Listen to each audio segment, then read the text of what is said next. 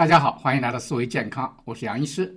今天呢，我们跟大家分享一个令人痛心但又是值得警醒的故事，就是大 S 她的突然离世。这位大家呢很熟悉的台湾女星呢，在48岁的时候因为流感并发肺炎不幸去世，很令人伤心。我们希望她的家人呢和她的影迷们节哀，同时呢也要反思一下，怎么样更好的维护我们自身的和亲朋好友的健康。他生前呢患有癫痫、心脏病、哮喘等慢性疾病，这些病症呢让他在感染流感后呢快速恶化，最终呢导致了悲剧的发生。我们通常认为这个流感只是一个小感冒，但对于有些人来讲呢，它却是能够成为致命的隐形杀手。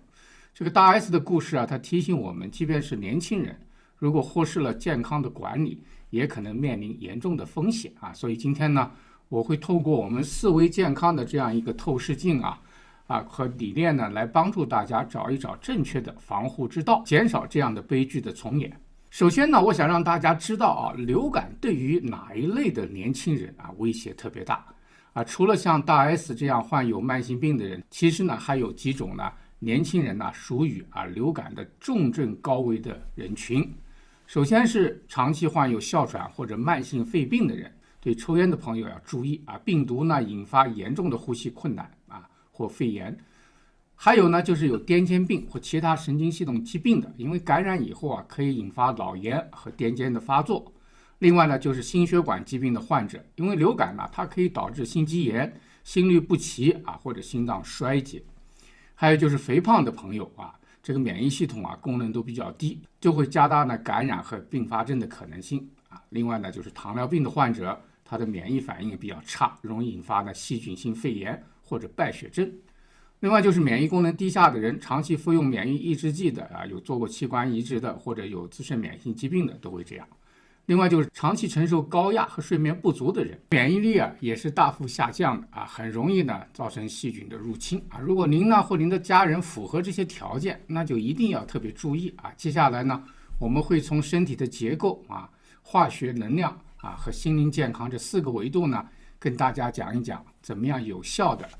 降低这些风险。首先呢，保护我们的身体结构非常重要。身体的结构就像一道防御的城墙，如果城墙出现裂缝细菌呢就能够轻易的入侵。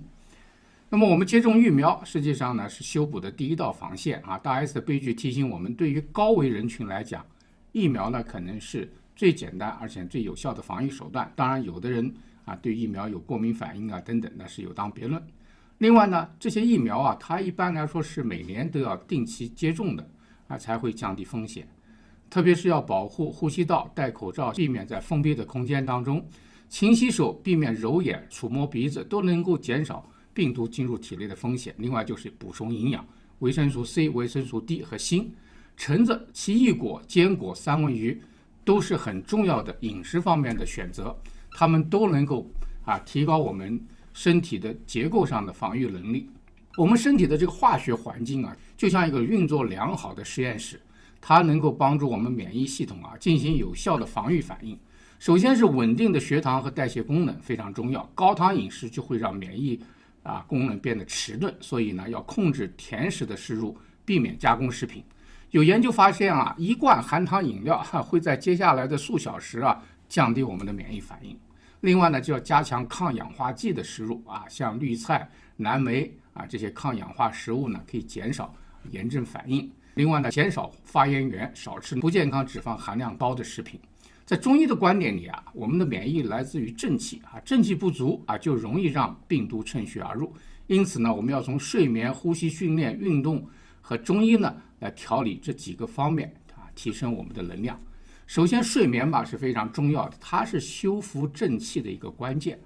每天晚上6到8个小时的高质量的睡眠，在中医里呢被认为是能够让五脏六腑休养生息、养肝护血、提升正气如果你常年熬夜脾胃功能会受损，免疫力呢会自然下降。给大家分享个小技巧如果你在睡前泡脚温水泡20分钟，水中可加入一些姜片，就能够帮助气血循环，放松神经，提高睡眠的质量。另外呢就是呼吸训练调理气机，增强肺的功能。中医强调肺主气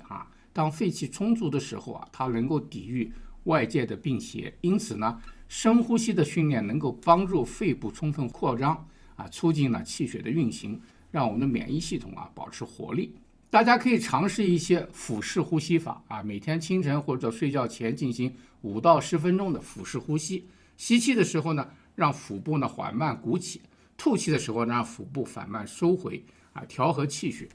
排出浊气另外还可以配合艾灸在足三里关元穴是艾灸，也有助于补中益气，增强身体的抗病能力。适当的运动非常重要，因为它能够让气血充分的运行中医讲究动则生阳适当的运动呢，能够让身体产生热量，活化我们的阳气促进血液流通。所以呢，大家可以尝试打一些太极拳八段锦气功这些缓慢而连贯的动作，能够呢调理呼吸，舒筋活血，增强体内的阳气。每周3到5次的快走或者慢跑，也能有效的提高免疫力。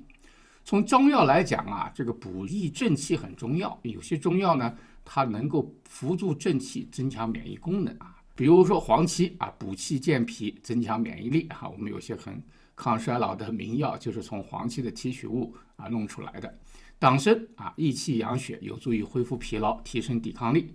有个中药叫玉屏风散，就是黄芪、防风、白术组成的，它是经典的抗流感的一个中药方可以在流感高峰期的时候呢，作为预防来服用。在服用中药前呢，大家一定要咨询一下中医师，因为每个人的体质情况都不太一样，所以呢，这个药物的设计也是要个体化的。这个大 S 的故事告诉我们长期承受压力和精神负担，可能在疾病面前就成为一个致命的弱点中医讲究心为君主之官心灵的健康直接影响到我们整个身体的运行当你压力过大情绪长期抑郁，免疫系统呢就会为内耗而崩溃。因此呢，修身养性放下对一些世间的东西的执着，是维护我们心灵健康的一个重要的关键。今天呢，我们透过大 S 的故事呢，以及思维健康的全面指导，来帮助大家了解如何从多个维度来保护自己，远离流感以及其他可能致命的并发症。我们快速的回顾一下首先在结构层面，我们要考虑到适当的接种疫苗，保护呼吸道，补充营养巩固身体的防疫屏障。那么另外呢，在生化水平呢，要维护血糖的稳定，减少体内的炎症透过健康的饮食呢，增加免疫功能。在能量水平呢，良好的睡眠呼吸的训练，适当的运动再配合呢中医的补益正气的方法，能够让体内外能量都比较充足。另外呢，修心养性放下执着，减少内心的无谓的消耗让心灵与身体呢协调一致，都能够增强我们的免疫力。请大家在留言区跟我们分享你最想改善的是哪一个维度的问题，或者你有哪些让自己放下的执着或者减压的小方法，也欢迎呢分享给我们其他的朋友。谢谢您收看我们的节目如果您喜欢的话，请不要忘记点赞、转发和订阅。端粒世界守护健康，我们下次节目再见。